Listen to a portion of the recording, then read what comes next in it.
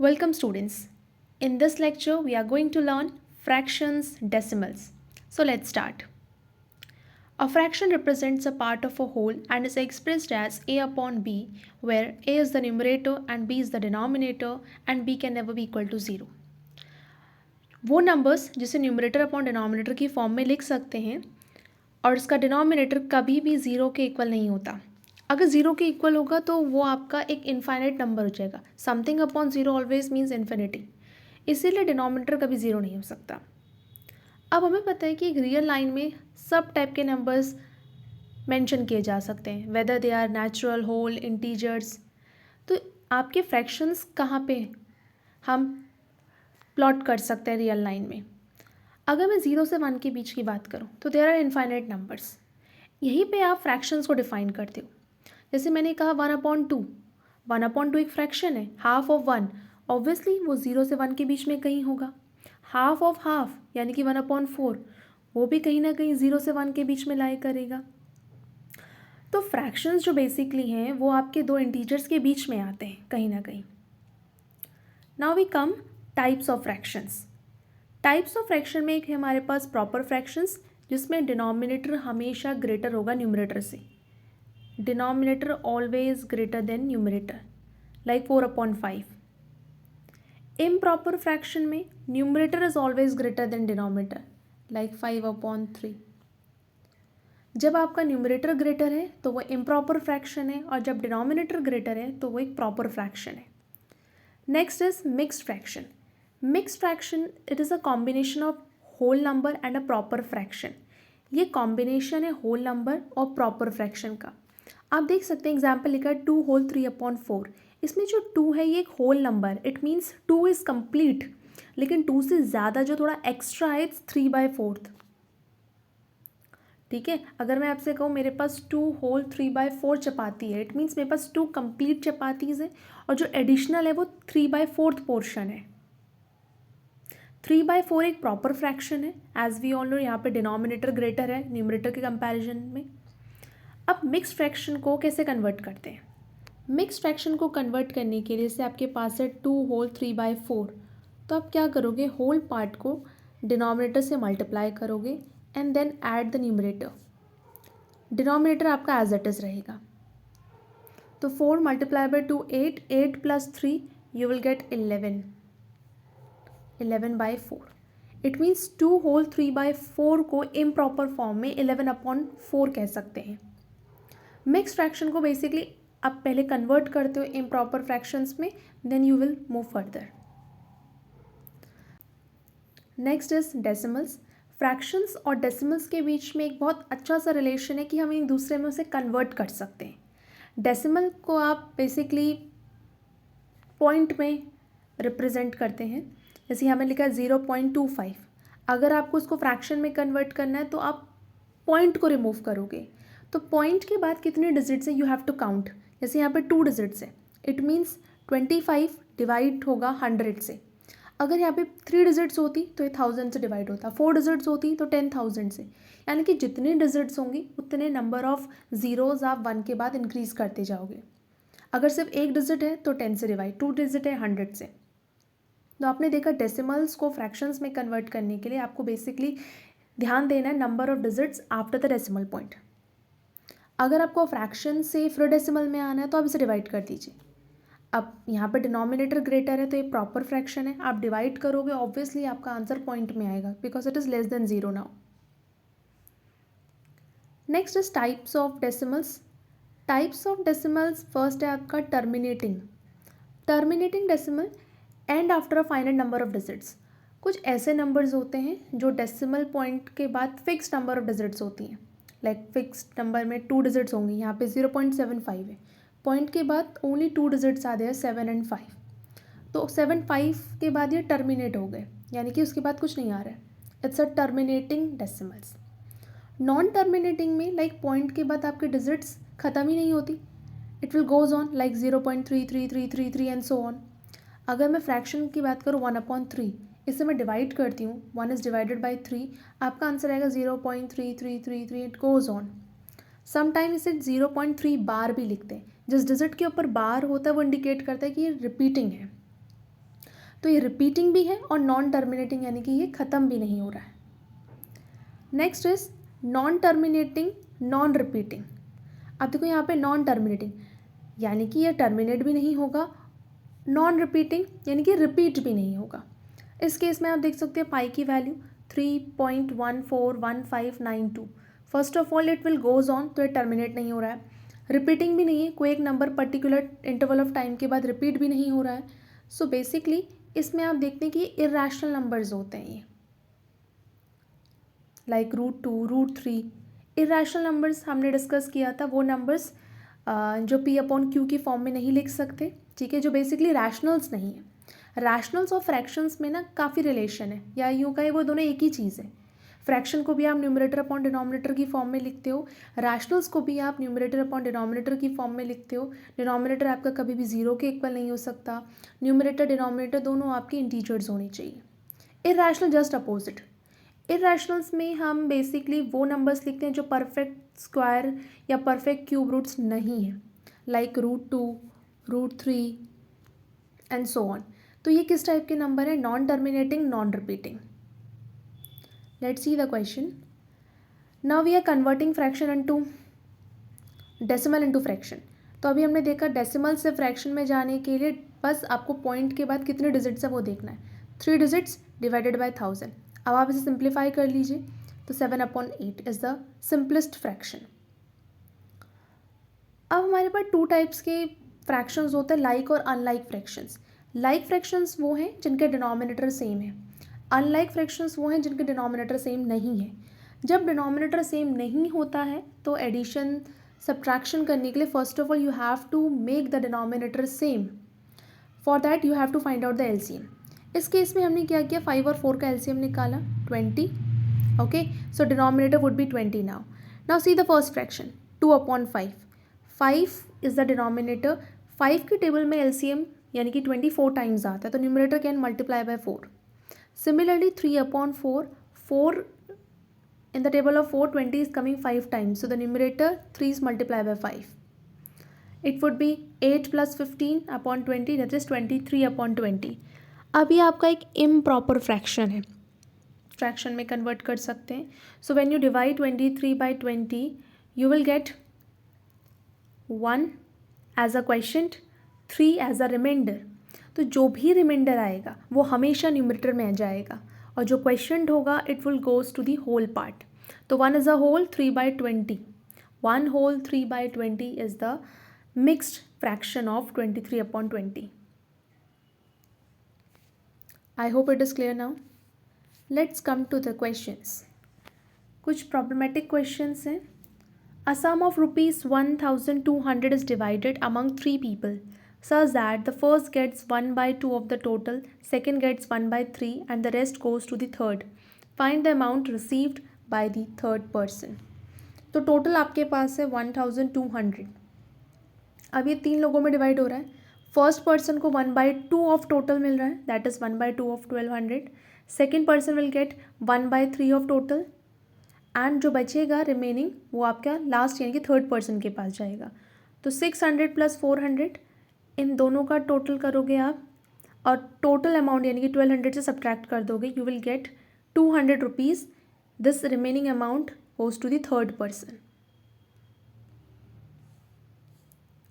A man spends 3/5 of his income on household expenses, 1/4 on rent, and save the rest. If he saves 900, find his income.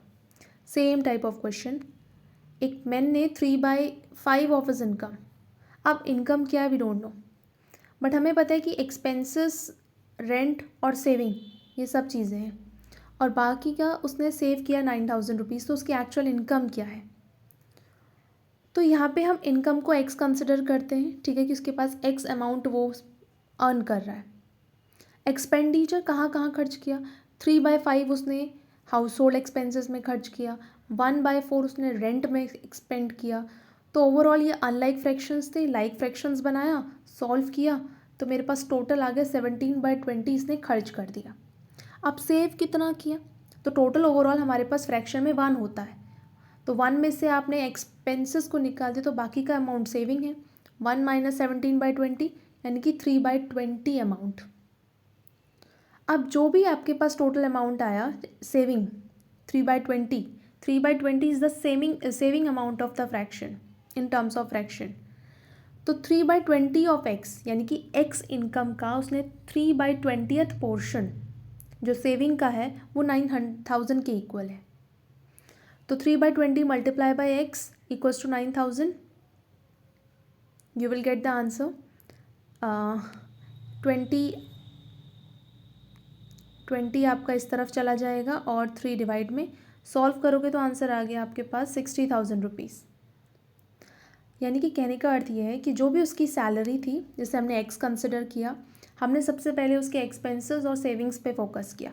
Expenses आपके पास है 17/20, ठीक है। 3/5 उसने house hold में, 1/4 उसने rent में expand कर दिया था। तो टोटल ओवरऑल फ्रैक्शन के टर्म्स में 17/20 वो खर्च कर चुका है। सेविंग उसकी अमाउंट में दी थी तो हमने इसे फ्रैक्शन में कन्वर्ट किया। तो ओवरऑल आपके पास 1 हाईएस्ट क्वांटिटी होती है, उसमें से आपने एक्सपेंसेस निकाल दिए तो बचा हुआ अमाउंट सेविंग है। तो फ्रैक्शन टर्म्स में 3/20 उसकी सेविंग्स है। 3/20 ऑफ एक्स, एक एक्स अमाउंट का 3/20th पोर्शन वो सेव कर रहा है जो कि 9,000 रुपीज़ के इक्वल है। तो यहाँ से एक्स अमाउंट आ जाएगा जो कि उसकी एक्चुअल सैलरी होगी, एक्चुअल इनकम होगी, दैट इज 60,000।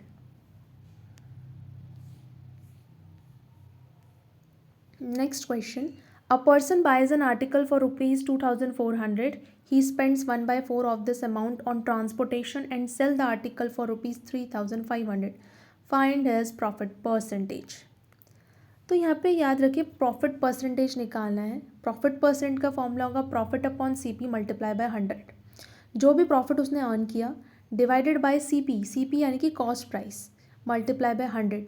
परसेंटेज में कभी भी किसी भी चीज़ को कन्वर्ट करते हैं फ्रैक्शन को बेसिकली तो मल्टीप्लाई करते हैं 100 से। अब प्रॉफिट क्या है? प्रॉफिट तभी होता है जब आपका कोई चीज़, जैसे मैंने कोई आर्टिकल ख़रीदा 100 रुपीज़ में और उसे मैंने 120 रुपीज़ में सेल कर दिया, तो सिंपल सी बात है मुझे 20 रुपीज़ का प्रॉफिट हुआ है।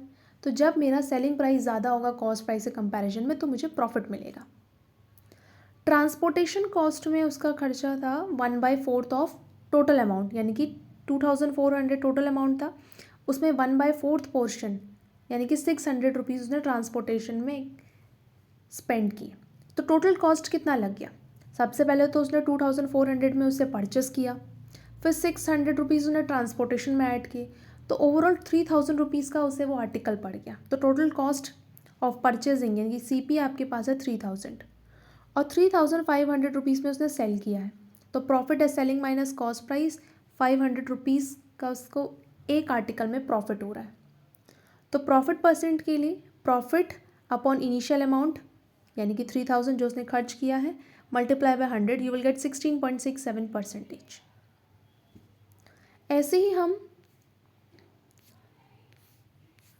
लॉस परसेंट का फॉर्मूला देख सकते हैं। Loss upon CP multiply by 100, जो भी उसे लॉस हुआ है जैसे हम लिख सकते हैं CP माइनस SP, क्योंकि लॉस के केस में आपका खरीदने वाला प्राइस यानी कि कॉस्ट प्राइस ग्रेटर होगा सेलिंग प्राइस से, divided by CP multiply by 100। और जनरलाइज करें तो CP मैंने अलग अलग कर लिया तो 1 minus SP upon CP multiply by 100। Same thing यहाँ भी किया हुआ है। If the numerator and denominator of a proper fraction are increased by the same positive quantity which is greater than 0, the resulting fraction is always greater than the original fraction. ये एक statement लिखा हुआ है, इसे solve करते हैं example से। Question कह रहा है कि आपके पास एक फ्रैक्शन है, प्रॉपर फ्रैक्शन है। प्रॉपर मतलब numerator is lesser than denominator. अगर मैं किसी एक सेम क्वांटिटी से इसे इंक्रीज़ कर रही हूँ, जैसे मैंने ऊपर और नीचे दोनों में +2 कर दिया, तो अब मेरे पास 5/6 आ चुका है। अब क्वेश्चन ये है कि क्या जो पहले फ्रैक्शन था वो ग्रेटर होगा या जो न्यू फ्रैक्शन आया वो ग्रेटर होगा? ऑब्वियस सी बात है कि जो आपका प्रॉपर फ्रैक्शन 3/4 था उसमें आपने सेम अमाउंट को न्यूमरेटर और डिनोमिनेटर दोनों में इंक्रीज़ किया, तो जो न्यू फ्रैक्शन आएगा इट वुड बी ग्रेटर। आप देख सकते हैं अगर मैं इसे फ्रैक्शन में भी कन्वर्ट करूं डिवाइड करके, then also I will get the same amount, that is 0.8 is greater than 0.7। या फिर ये दोनों अनलाइक फ्रैक्शंस हैं, इन्हें कंपेयर करना है तो आप इन्हें लाइक फ्रैक्शंस बनाइए, डिनोमिनेटर सेम करके एलसीएम लिया 4 और 6 का जो कि 12 आया। अब आपको डिनोमिनेटर को 12 बनाना है, so we need to multiply and divide by 3। It would be 9/12 and it would be 10/12। कभी भी कंपैरिजन करने के लिए आपको पहले लाइक फ्रैक्शंस बनाना है, फिर न्यूमरेटर में देखना है विच नंबर इज़ ग्रेटर और लेसर। ऑब्वियसली 10/12 इज़ ग्रेटर, तो आप कह सकते हैं 5/6 is greater then 3/4। What is the largest number among the following? 1/2 whole power minus 6, 1/4 whole power minus 3, 1/3 whole power minus 4 या 1/6 whole power minus 2। अब देखो ये एक इन्वर्स फ्रैक्शन है। कभी भी किसी फ्रैक्शन की क्वांटिटी या पावर नेगेटिव होती है या किसी नंबर की पावर भी नेगेटिव है तो हमेशा वो उसका इन्वर्स हो जाता है। ठीक है, नेगेटिव पावर को पॉजिटिव करने के लिए आप हमेशा बेस नंबर को रेसिप्रोकल कर दोगे, यानी कि इन्वर्स कर दोगे। अगर फ्रैक्शन है तो न्यूमरेटर डिनोमिनेटर में चला जाएगा, डिनोमिनेटर न्यूमरेटर में। और अगर सिंपल बेसिकली 2 है, 2 की पावर -1 है, तो पावर पॉजिटिव बनाने के लिए 1/2 हो जाएगा। तो यहाँ पे भी हमने यही किया, सभी नंबर्स का इन्वर्स किया तो ये हो गया 2/6, 4/3, 3/4, 6/2। अब सबको सॉल्व कर सकते हैं, तो आप देख सकते हो इसमें से सबसे ग्रेटेस्ट नंबर है 81, which means 1/3 whole power minus 4 is the largest number.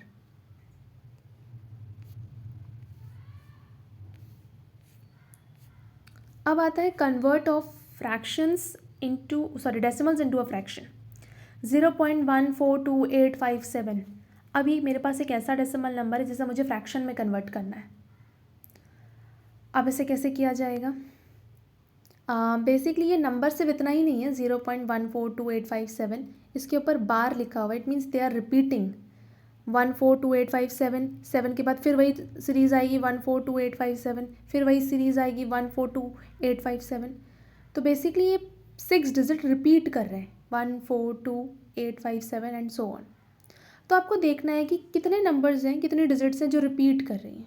6 digits हैं, तो आप क्या करोगे, 1 के बाद 6 डिजिट लगाओ, 6 जीरोस ऐड करो, उस नंबर से आप मल्टीप्लाई कर दो। बेसिकली मैं 10 लाख से मल्टीप्लाई कर दूंगी बोथ साइड। तो यहाँ आपके पास ये हो गया, और इधर आप मल्टीप्लाई करोगे तो मल्टीप्लाई करते वक्त आपका डेसिमल पॉइंट जो होता है पीछे की तरफ शिफ्ट होता है। तो आप कितने से मल्टीप्लाई कर रहे हो? 10 लाख से। तो आपका जो 0.142857 जो भी नंबर है इसमें 0.6 डिजिट्स पीछे शिफ्ट हो जाएगा। It would B 142,857.142,857 and so on. अब इक्वेशन 2 को इक्वेशन 1 से सब्ट्रैक्ट करेंगे तो लेफ़्ट साइड से सब्ट्रैक्ट होगी, राइट साइड से।